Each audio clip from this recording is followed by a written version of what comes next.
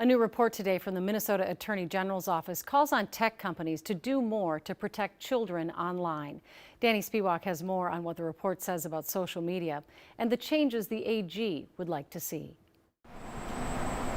Last year, the state legislature directed Attorney General Keith Ellison's office to write a report about how social media and AI impacts Minnesota's kids. The recommendations of the report are meant to accentuate the positive and sort of mitigate the negative. Expert psychologist Ravi Iyer, a former Meta employee, worked on the report with the AG. There are some people who have wonderful experiences on these platforms. There are some people who are having terrible experiences on these platforms.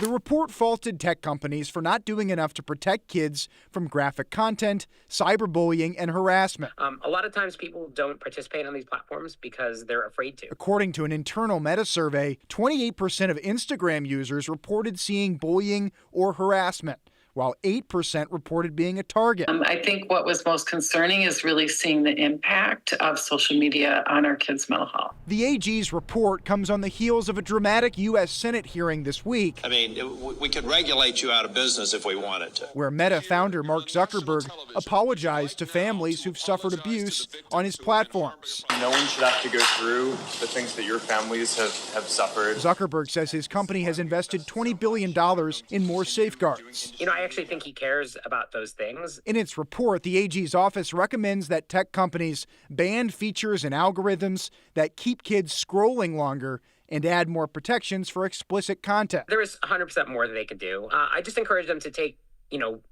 bolder steps, right? The Attorney General's report serves as a guide for state lawmakers who are going to return to the Capitol in St. Paul in less than 2 weeks. The report does not advocate for any statewide bans on social media, but does suggest legislation that would give school districts the power to create their own policies.